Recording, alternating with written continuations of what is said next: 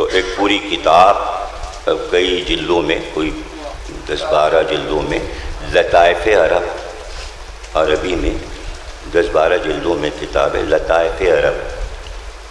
تو اس میں مولا علی کے عہد کے بھی سینکڑوں لطائف مصنف نے لکھ دیے.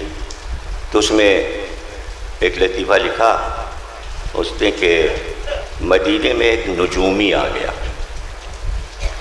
اور وہ قیافہ شناس بھی تھا، چہرہ دیکھ کے حال بتا دیتا تھا، اور اس کے پاس کچھ دوائیں بھی تھیں. وہ دوا تو میں کہہ رہا ہوں جیسے آپ نے کبھی سنا ہوگا یا دیکھا ہوگا کہ یہاں لکھنؤ میں اکثر لوگ تھیلی لٹکائے ہوئے آتے تھے، یہ نہیں پتہ ہوتا تھا یہ قماش کیا ہے، اب وہ کچھ بھی بیچ کے چلا جائے. تو ایسی اس نے بھی اپنے تھیلے میں بہت سی چیزیں رکھی ہوئی تھیں. تو مجمع لگ گیا اس کے گرد. تو مولا علی بھی تشریف فرما تھے وہاں مجمع میں. یہ میں نہیں، میری روایت نہیں ہے، یہ لطائف عرب والوں کی روایت ہے. اس کو اسی روشنی میں سنیے، اپنی سمجھ کے نہ سنیے، غیروں کی سمجھ کے سنیے. تو ایک دم اس کی نظر نجومی کی مولا علی پہ پڑ گئی. تو چیخنے لگا، ارے آپ کو تو عرفان ہے، پی لیا ہو گیا ہے، آپ تو بہت جلدی مرنے والے ہیں، چہرہ زرد ہے بالکل، آنکھیں زرد، آپ تو گئے بس. تو مولا نے کہا کہ اچھا تو کوئی علاج؟ کہنا دوا میرے پاس ہے. یہ دوا بیچنے کا طریقہ ہے جیسے منجن بیچنے کا طریقہ ہوتا ہے، تو اپنے اپنے فن ہیں. تو اس نے کہا ایک دوا ہے، اگر وہ آپ کھا لیجئے تو آپ کی جان بچ جائے گی. مولا نے کہا دوا دکھاؤ. اس نے تھیلی سے کوئی چیز نکالی تو مولا نے کہا دکھاؤ. اے معاذ اللہ، اب یہ ظاہر ہے اس نے لکھا ہے تو ہم کیا کریں، جانے کیا کیا لکھا ہوا ہے کتابوں میں. تو مولا نے پوچھا یہ کتنی خوراک کھائی جاتی؟ اس نے کہا بس ایک سوئی کے نوک کے برابر اس میں سے کھا لیا جائے، وہ آپ کے لیے فائدہ مند ہوگا. مولا کے ہاتھ میں تھا، وہ ایک دم مولا نے سب اٹھا کے کھا لیا. اس نے کہا ارے آپ تو مر جائیں گے یہ اگر زیادہ کھا لی جائے. آپ کو پتہ ہے اگر سوئی کے نوک کے برابر بھی یہ کھا لی جائے تو طاقت آ جاتی ہے. تو جس جگہ یہ مجمع تھا وہ ایک دو منزلہ مکان تھا اور 2 کھمبوں پر وہ اوپر کی منزل کھڑی ہوئی تھی. تو جیسے اس نے کہا کہ آپ کی موت واقع ہو جائے گی، آپ نے ساری دوا کھا لی، اور اگر اتنی سی کھاتے تو آپ میں طاقت آ جاتی. تو مولا مڑے اور ایک کھمبے کو پکڑا اور پکڑ کے پورا مکان اٹھانا شروع کیا. وہ بے ہوش ہو گیا. جب ہوش میں آیا تو اس نے کہا مکان گرا تو نہیں؟ تو وہ اپنی جگہ تھا. جب وہ بے ہوش ہو گیا مولا نے مکان پھر وہیں رکھ دیا. تو ان کی سوانحات میں یہ بھی لکھا ہے کہ ایک شخص حج میں آیا تو منو پیاز لے کے آیا بیچنے کے لیے. لوگوں نے پیاز ہی نہیں خریدی تو سب پیاز تو جلدی سے سڑ جاتی ہے اگر ساری نہ بک جائے. تو انہوں نے ان سے کہا میری پیاز نہیں بکی، کہنا ابھی بکوائے دیتے ہیں. وہیں کھڑے ہو کے زمزم کے سامنے انہوں نے پکارا کہ اکے کی پیاز اگر مکے میں کھائے تو سیدھا جنت میں جائے. ساری پیاز اس کی بنیے کی بک گئی.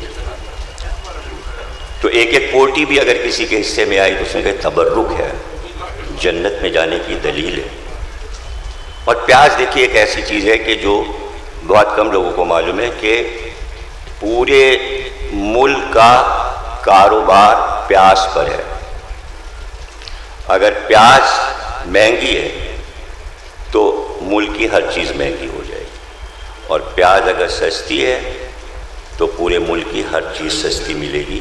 یہ ایک اکنامکس کا اصول ہے. اس کے پیچھے کیا راز ہے پیاز کے یہ مجھے نہیں معلوم، لیکن آپ کو کسی چیز کا چارٹ نہیں ملے گا کہ فلانے دور میں پیاز کیا حساب بکتی تھی، لیکن فلاں چیز کس حساب سے بکتی تھی، لیکن آپ کو ہر بادشاہ کے عہد میں اور ہر نبی کے عہد کا چارٹ مل جائے گا کہ اس دور میں پیاز کیا حساب تھی۔ مغلوں کا بھی چارٹ ہے، اکبر کے دور میں پیاز کیا حساب بکتی تھی۔ تو پیاز سے سونے کا بھاؤ بھی پتہ لگایا جاتا ہے، اگر پیاز سستی ہے تو سونا بھی سستا ہے۔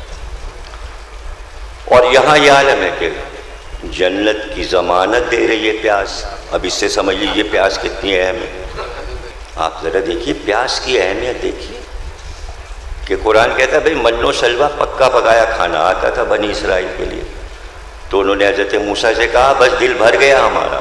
اب من و سلوہ کیا تھا؟ بھنا ہوا تیتر اور شیرمال پکا پکایا آ جاتا تھا، کوئی کسی کو پکانا بھی نہیں پڑتا تھا۔ مگر بنی اسرائیل نے کہا موسیٰ سے کھاتے کھاتے دل بھر گیا، یہ کب تک یہ بھنا تیتر اور شیرمال کھائیں؟ اس لیے کہ اب ہم پیاز لہسن اور ادرک کھانا چاہتے ہیں، اس لیے قرآن میں پیاز لہسن اور ادرک کا ذکر آ گیا۔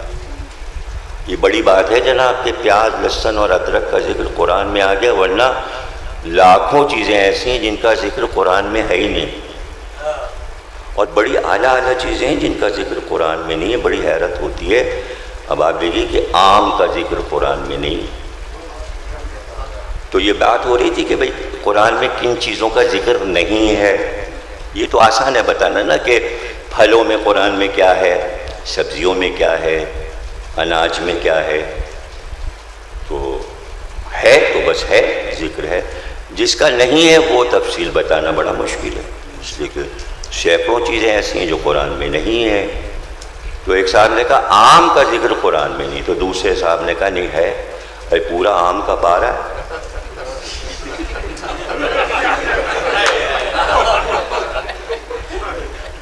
تو بہت سی چیزیں ایسی نہیں۔ اچھا اگر کہہ دیجئے آپ تو جو بہت کتاب کے فیور میں ہے کہ جو اس کے قائل ہیں کہ کتاب خدا کافی ہے، وہ ناراض ہو جاتے ہیں۔ یہ مت کہیے، قرآن نے کہا ہے ہر خشک و تر مجھ میں ہے، ہر خشک و تر ہے، یہ نہ کہیے کہ قرآن میں نہیں۔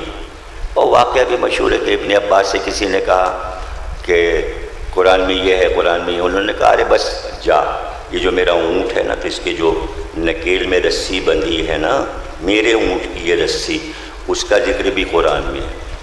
تو اس نے کہا کہاں ہے؟ تو آپ نے کہا نہیں، جو اوت العلم ہیں، جنہیں قرآن کا علم دیا گیا، وہ جانتے ہیں کیا چیز کہاں پر ہے۔ عوام کو نہیں پتا قرآن میں کیا چیز کہاں ہے۔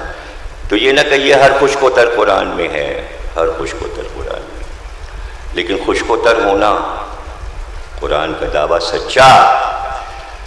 لیکن قرآن نے صرف انسان پر جو گفتگو کی ہے، اس میں آپ پڑھتے چلے جائیں تو قرآن نے آنکھوں کا ذکر بھی کیا ہے، ناک کا ذکر بھی ہے، ہونٹوں کا ذکر بھی ہے، دونوں ہونٹوں کا ذکر ہے، ایک نہیں دونوں، اور تھوڑی کا ذکر بھی ہے، رخسار کا ذکر بھی ہے، گردن کا ذکر بھی ہے، گلے کا ذکر بھی ہے، ہاتھوں کا ذکر ہے، ید شانوں کا ذکر ہے، پنڈلیوں کا ذکر ہے، ہر اعضاء جسم کا ذکر ہے، اور جو روحانیت کی چیزیں ان کا بھی ذکر ہے۔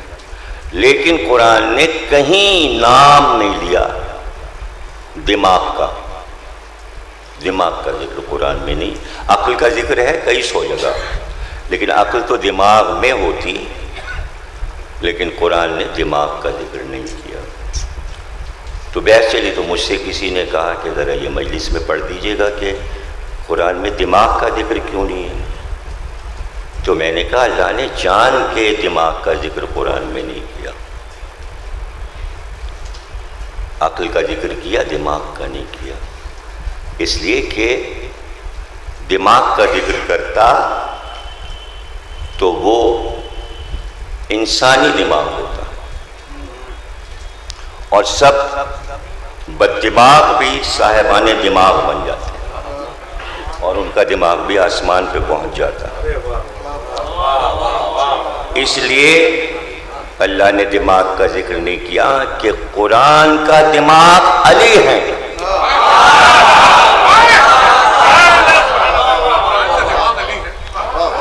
یہ اس حدیث سے ثابت ہے 2 گراں قدر چیزیں تم میں چھوڑ رہا ہوں، ایک قرآن اور ایک اہل بیت۔ 2 کو اس لیے ساتھ کیا کہ اگر کوئی یہ کہے قیامت تک کہ فلاں چیز قرآن میں نہیں ہے، تو ایک طرف قرآن یہ دعویٰ کرے کہ ہر خشک و تر مجھ میں موجود ہے، اور پھر آپ ڈھونڈیے اور وہ چیز نہ ملے، تو یہ کیا قرآن کی معذاللہ ناکامیابی ہے؟ تو اس کا جواب یہ ہے کہ اسی لیے کہا ہے قرآن اور اہل بیت، جو قرآن میں نہ ملے وہ اس سے پوچھ لینا، یہ ہے ضرورت۔